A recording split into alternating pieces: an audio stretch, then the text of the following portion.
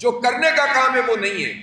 اور تصویروں کا شوق جب حکمرانوں کو ہو جاتا ہے اور ہمارے ہی ٹیکسوں کے پیسوں سے اپنی اشتہار بازی میں لگ جاتے ہیں تو وقتی طور پر یہ امپریشن تو بنا لیتے ہیں کہ بہت کام ہو رہا ہے، لیکن جس قوم کو ایجوکیشن پراپر نہ دی جا رہی ہے اس کو مستقبل کوئی نہیں ہوتا.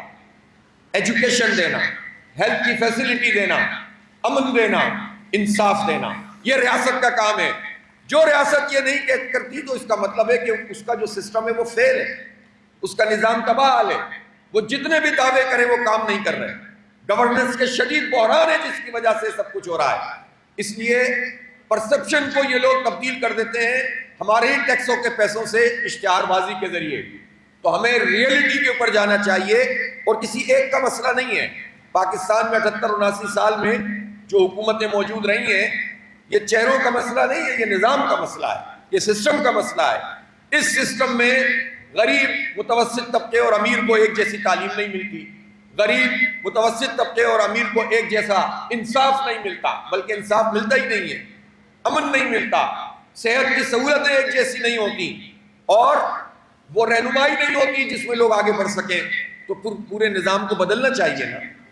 تو چہروں کی تبدیلی سے اور پارٹیوں کی تبدیلی سے وہ بھی ہم نے کر کے دیکھ لیا، حالات نہیں بدلے ہیں. پاکستان کو اس وقت سسٹم بدلنے کی تحریک چلانے کی ضرورت ہے، لیکن یہ کیسے چلے گی؟ کون چلائے گا؟ کس کے پاس یہ اختیار ہے؟ کون کر سکتا ہے؟ چونکہ ہم نے جو تجربے کیے ہیں اس میں یا تو ایک خاندان ہوتا ہے یا ایک آدمی ہوتا ہے، اس کے بعد ٹائیں فش ہوتا ہے. وہ کر سکتا ہے جو خود ڈسپلنڈ ہو، جو خود خدمت کرتا ہو، جس میں آرگنائزیشن کی صلاحیت ہو، جس میں ڈیلیور کرنے کی صلاحیت ہو. اور مجھے یہ کہنے میں کوئی بات نہیں ہے کہ الحمدللہ یہ صلاحیت جماعت اسلامی میں ہے، یہ صلاحیت الخدمت فاؤنڈیشن میں ہے. ہم صرف بات نہیں کرتے، کام کر کے دکھاتے ہیں. ہم نعرے نہیں لگاتے، خدمت کرتے ہیں.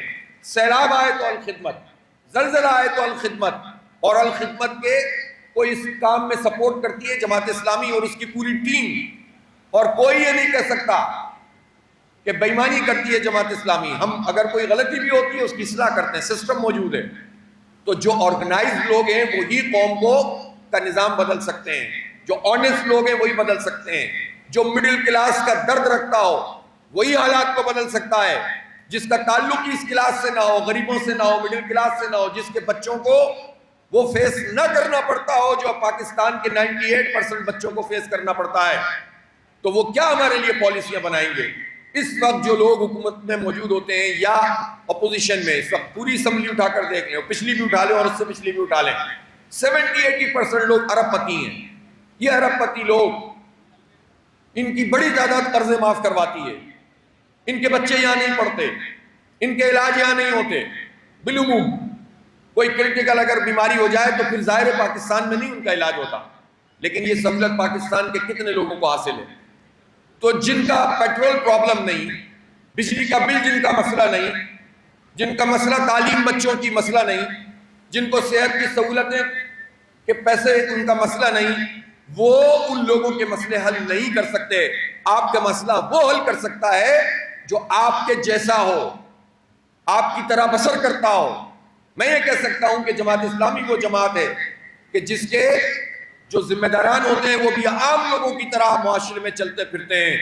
اور الحمدللہ ہم یہ دعویٰ کر سکتے ہیں کہ ہمیں معلوم ہے کہ ہمارے اس بچے کی کیا پرابلم ہے جو موٹر سائیکل چلاتا ہے اور اپنے تعلیمی ادارے میں جاتا ہے اور روز 1 لیٹر پیٹرول پر گورنمنٹ کو 125 روپے ٹیکس ادا کرتا ہے، جس میں 107 روپے کی لیوی ہوتی ہے. اور بڑے بڑے لوگ اپنے قرضے معاف کرواتے ہیں. ہم جانتے ہیں کہ بجلی کا بل جب آتا ہے تو بعض اوقات وہ عام لوگوں کی تنخواہوں سے زیادہ ہوتا ہے، کرائے کے مکان سے زیادہ ہوتا ہے جو کرائے پہ رہتے ہیں. ہم جانتے ہیں کہ کسانوں کے کیا مسائل ہیں. ابھی گندم کی کٹائی ہو رہی ہے، گورنمنٹ ریٹ اناؤنس کرتی ہے اور اس سے بیک کر جاتی ہے. تو اس لیے نظام کی تبدیلی کے بغیر مسئلہ حل نہیں ہوگا. 5 سال سے 16 سال تک کی عمر کے 89,000 بچے اس وقت آؤٹ آف اسکول ہیں اس سرگودا ڈسٹرکٹ میں، صرف 1 لاکھ کے قریب. یہ ڈیٹا 1-1.5 سال پہلے کا.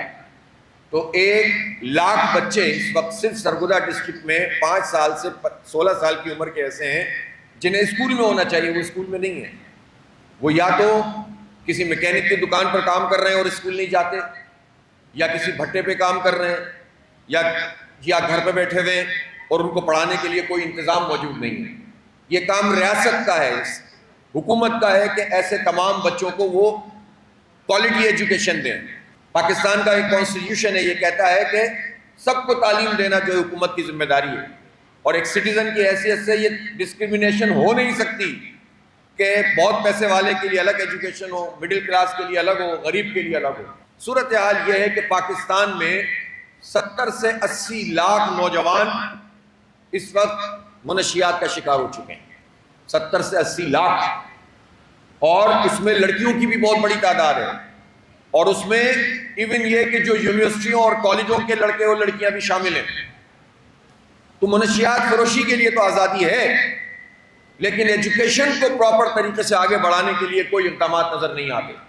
ہماری حکومتیں دعویٰ کرتی ہیں کہ ہم بہت کام کر رہے ہیں. اسی پنجاب میں جس کے بارے میں اتنے اشتہار آپ دیکھتے ہیں, اربوں روپے کے ہمارے ٹیکسوں کے پیسوں کے اشتہار سے ہماری جو چیف منسٹر صاحبہ کی تشہیر ہوتی ہے, لیکن وہ یہ سوال کا جواب نہیں دیتی کہ پنجاب میں 1 کروڑ سے زیادہ بچیاں آؤٹ آف اسکول ہیں جن کی عمر اسکول جانے کی ہے. وہ اس کا جواب نہیں دیتے کہ کیوں یہ کامرس کالج کو ختم کر رہے ہیں. یہ جواب نہیں دیتے کہ انرولمنٹ یونیورسٹیوں میں کم کیوں ہو رہی ہے. یہ اس کا جواب نہیں دیتے کہ انہوں نے آئی ٹی میں, جس میں سب سے زیادہ مواقع موجود ہیں پاکستان کو آگے بڑھانے کے, تو پورے پنجاب میں جو 60% آبادی ہے اس کے لیے آپ نے کیا کیا ہے؟